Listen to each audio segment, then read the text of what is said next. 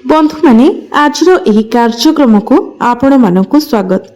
आजिर एही कार्यक्रम रे आमे माने आलोचना करिबा जे वर्ष 2026 रो प्रथम चंद्र ग्रहण केबे लागिबाकु जाउछि, ग्रहणर सठिक समय केते बेले रहिबो, सूतक काल केउ समयरो आरंभ होई केउ समय शेष हेबो, एही ग्रहणटी हमर ओडिसा रे पालनीय हेबो ना हेबो नाही, केउ राशिर व्यक्ति विशेष मानक पई एहा शुभ रहिबो एवं केउ राशिर व्यक्ति विशेष मानक पई एहा अशुभ रहिबो।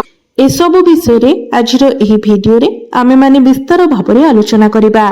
चलित वर्षर प्रथम चंद्र ग्रहण लागिबा पई जाउअछि 3 मार्च 2026 मंगलवार दिन अर्थात फाल्गुन पूर्णिमा दिन दोल पूर्णिमा दिन केतुग्रस्त चंद्र ग्रहण पड़िबाकु जाउछि।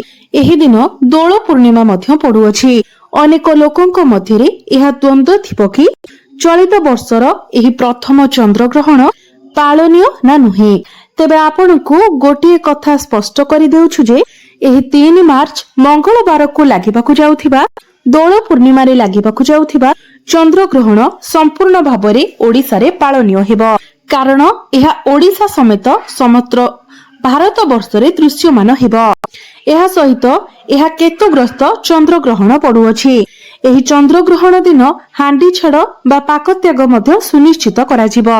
तेबे आजिर एही भिडियो रे आमे माने आलोचना करिबा जे 3 मार्च को लागिबाकु जाउथिबा चंद्र ग्रहणर स्पर्श समय रु नै मोक्ष प्राप्तिर समय केते बेले रहिअछि, ओडिसा रे केउ समय रे एहा दृश्यमान हेबो, सूतक समय बा पाक निषेधर समय बा हांडी छाड़र समय केते बेलु आरंभ कराजिबो, एति सहित केउ कार्य करिबा शुभ अटे एवं केउ कार्य करिबा अशुभ अटे, गर्भवती महिला माने किपरि सावधान रहिबा उचित एवं होली पर्व केमिति पालन करिवे जहाकि पांजीरु संगृहित निर्भुल गणना अटे। केउ राशिर व्यक्ति विशेष मानक उपरे एही चंद्र ग्रहणर शुभ प्रभाव पड़िबाकु जाउछि एवं केउ राशिर व्यक्ति विशेष मानक उपरे एही चंद्र ग्रहणर खराब प्रभाव पड़िबाकु जाउछि, अशुभ प्रभाव पड़िबाकु जाउछि। एही समस्त विषय रे आजिर एही भिडियो रे आमे माने विस्तार भाबरे आलोचना करिबा। तेबे आपण मानकु गोटी अनुरोध, आपण निजर ही फायदा पाही भिडियोटी को शेष पर्यंत निश्चय देखंतु। तेबे भिडियोटी रे आगो को बढ़िबा पूर्वरु आपण माने भिडियोटी को लाइक करी चैनल टी को सब्सक्राइब करी दियंतु एवं कमेंट बॉक्स रे भक्ति एवं श्रद्धार सहित जय श्री जगन्नाथ जय मां लक्ष्मी निश्चय लिखंतु। तेबे बंधु माने 3 मार्च 2026 फाल्गुन मास शुक्ल पक्ष पूर्णिमा तिथि रे अर्थात मंगलवार रे घटिबाकु जाउछि चलित वर्षर प्रथम चंद्र ग्रहण। बंधु माने ग्रहण हेउ किंबा पराग हेउ एहार प्रभाव समग्र जीव जगत उपरे पड़िथाए, राशि नक्षत्र उपरे पड़िथाए, संपूर्ण पृथ्वी उपरे एहार प्रभाव पड़िथाए, समग्र संसार उपरे एही ग्रहणर प्रभाव पड़िथाए। तेबे चलित वर्षर एही प्रथम चंद्र ग्रहण संपूर्ण भारत रे दृश्यमान हेबा सहित संपूर्ण ओडिसा रे मध्य दृश्यमान हेबो एवं एही ग्रहण रे हांडी छाड़ बा पाक निषेध सुनिश्चित कराजिबो। साधारणतः चंद्र ग्रहण लागिबार 9 घंटा बा 3 प्रहर पूर्वरु एवं सूर्य पराग लागिबार 12 घंटा बा 4 प्रहर पूर्वरु पाक निषेध बा हांडी छाड़ करा जाय थाए। एही समय को आमे सूतक समय बोली कहिथाउ, हांडी छाड़र समय कहिथाउ। जेहेतु यह चंद्र ग्रहण लागिबाकु जाउछि तेणु 9 घंटा पूर्वरु हांडी छाड़ बा पाक निषेध कराजिबो। तेबे एही चंद्र ग्रहणर सूतक समय बा पाक निषेध समय बा हांडी छाड़र समय हेउछि 3 मार्च 2026 मंगलवार प्रातः 6:20 रे आरंभ हेबो एवं एहा संध्या 6:47 पर्यंत रहिबो, अर्थात 3 मार्च 2026 मंगलवार दिन सकाळ 6:20 रु आपण पाक निषेध करिवे एवं सेही दिन 6:47 पर्यंत अर्थात संध्या 6:47 पर्यंत आपण पाक निषेध करिवे। एही समय मध्यरे आपण संपूर्ण भाबरे भोजन देवनीति एवं रंधन कार्य दूरे रहिबे। तो आपण माने 3 मार्च मंगलवार दिन प्रातः 6:20 पूर्वरु आपण जहाँ भी किछि खाइबा कथा खाइ नेबे एवं समस्त देवनीति को सारिबा पई चेष्टा करिवे, किंतु प्रातः 6:20 परे आपण कोनोसी भी देवनीति करिवे नाही, अन्न भोजन करिवे नाही, किंबा रंधन कार्य मध्य करिवे नाही। जेहेतु आमे सनातन धर्म को अवलंबन करुअछे तो ग्रहणर समस्त नीति नियम को पालिबा आमर कर्तव्य अटे। ग्रहणर सूतक काल सरिबा परे ही आपण कोनोसी भी शुभ कार्य करि पारिबे, भगवानक दर्शन करि पारिबे, संध्या आलती करि पारिबे, देव रीति करि पारिबे। एही सूतक काल शिशु, रोगी एवं वृद्ध मानक पई पालनीय नुहे।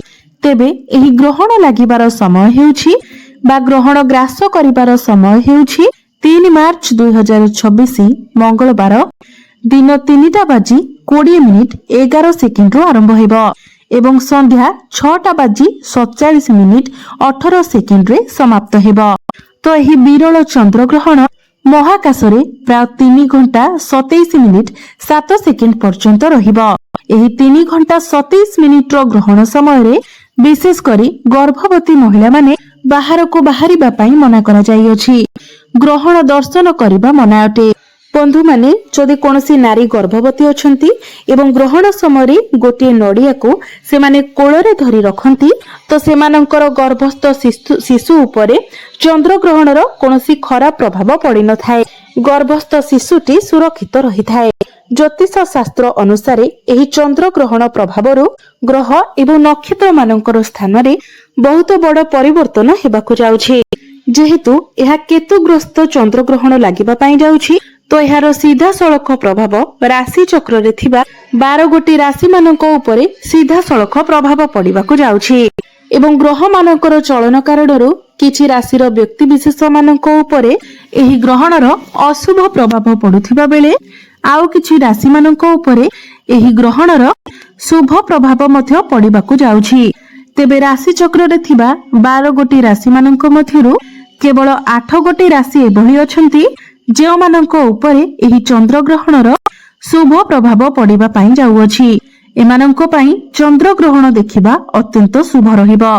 सेही राशि गुड़िक हेउछंती मेष राशि, मिथुन राशि, कर्कट राशि, सिंह राशि, तुला राशि, बिच्छा राशि, धनु राशि, मकर राशि एवं मीन राशि। एही 9 गोटी राशि मानक पई चलित वर्षर एही प्रथम चंद्र ग्रहण अत्यंत शुभ साब्यस्त हेबो। एही 9 गोटी राशिर व्यक्ति विशेष माने ग्रहण देखिबा द्वारा दर्शन करिबा द्वारा अत्यंत शुभ फलर प्राप्ति करिवे। तेबे आउ जो 3टी राशि रहिले सेही राशि मानक पई चंद्र ग्रहण दर्शन अशुभ रहिबो। तेबे सेही राशि माने हेउछंती वृष राशि, कन्या राशि एवं कुंभ राशि। एही 3 गोटी राशिर व्यक्ति विशेष मानक पई ग्रहण दर्शन अशुभ रहिबो। एही 3 गोटी राशिर व्यक्ति विशेष माने चंद्र ग्रहण समय रे भगवान शिव शंकरंकर आराधना करंतु। जेते पारिबे ओम नमः शिवाय मंत्र उच्चारण करंतु किंबा प्रभु शिव शंकरंकर कोनोसी स्तोत्र आपण पाठ करंतु, महामृत्युंजयर पाठ करंतु। आपणको उपरु खराब प्रभाव कटि जिवो एवं आपणको शुभ फल प्राप्ति हेबो।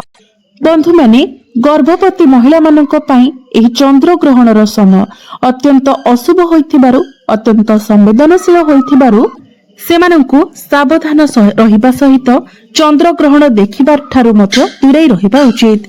ग्रहण लागिबा समय गर्भवती महिला माने कोनोसी जिनिस कटाकटी करिबा उचित नुहे किंबा सिलेई करिबा मध्य उचित नुहे, नचेत एहार बहुत खराब प्रभाव गर्भरे पढुथिबा शिशु उपरे पड़ि पारे। एहा व्यतीत ग्रहण लागुथिबा समय गर्भवती महिला माने केबे भी कला रंगर वस्त्र परिधान करिबा उचित नुहे। चंद्र ग्रहण समय झरका कबाट बंद करी रखंतु। चंद्र ग्रहण समय जदि चंद्रंकर छाया कोनोसी गर्भवती महिलांक उपरे पड़ी थाए तो गर्भस्थ शिशु को शारीरिक दोष लागि थाए, जहा भविष्यत रे बहुत बड़ समस्या मध्य सृष्टि करि थाए। तेणु गर्भवती महिला माने एही समय बाहर को बाहरंतु नाही।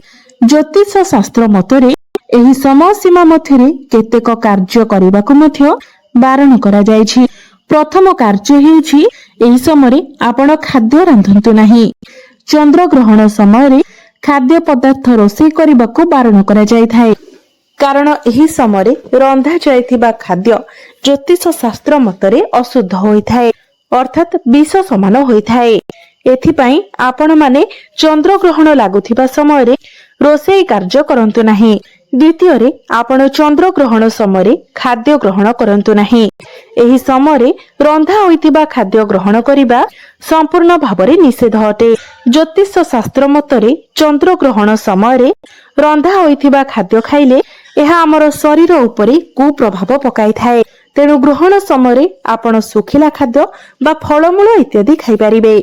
चंद्र ग्रहण समय आपण कोनोसी भी शुभ कार्य करंतु नाही किंबा कोनोसी शुभ कार्य विषय आलोचना करंतु नाही।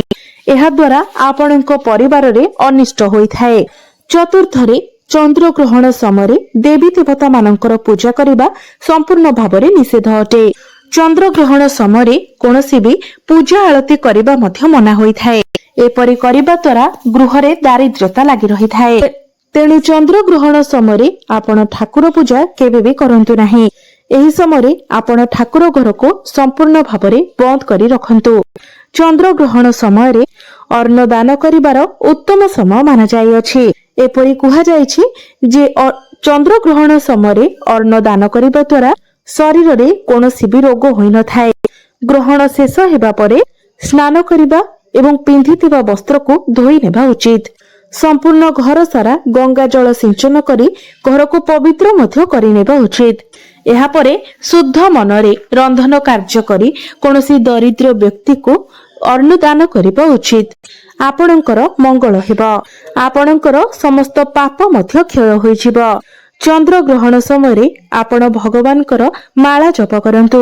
एहा द्वारा ग्रहणर खराब प्रभाव आपणक उपरे पड़िबो नाही।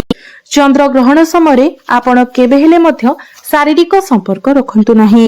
एही समय नकारात्मक शक्ति मानकर प्रभाव अधिक रहितिबा हेतु विवाहित पुरुष बा विवाहित महिला माने शारीरिक संपर्क ठारू दूरे रहंतु। केबे हेले मध्य शारीरिक संपर्क रखंतु नाही। एहाको संपूर्ण भावरे अशुभ बोली माना जाय थाए। एहा द्वारा आपणक संपर्क रे फाट मध्य सृष्टि होई थाए। एहार कुप्रभाव आपणकर संतान मानक उपरे मध्य पड़ी पारे। चंद्र ग्रहण समय कोनोसी गछ सहित लागिबा किंबा कोनो गछर कोनोसी अंश को छिंडाइबा जेमिति कि पत्र फूल फल एसबु को छिंडाइबा मध्य उचित नुहे। चंद्र ग्रहण समय आपण काहा सहित भी कଳି झगड़ा करंतु नाही। काहाकु भी अपशब्द कहंतु नाही। तो बंधु माने चंद्र ग्रहण समय केउ सब नियम पालन करबा उचित। चंद्र ग्रहण केउ राशि मानक पई शुभ रहिबो एवं केउ सब राशि पई अशुभ रहिबो से विषय आजिर एही भिडियो रे आमे माने विस्तार भाबरे जानिले। तबे आजिर एही भिडियोटी जदि आपण मानकु भलो लागिथे तो भिडियोटी को लाइक करी चैनल टी को सब्सक्राइब करि देबे एवं कमेंट बॉक्स रे भक्ति एवं श्रद्धार सहित जय श्री जगन्नाथ जय मां लक्ष्मी निश्चय लिखिबे।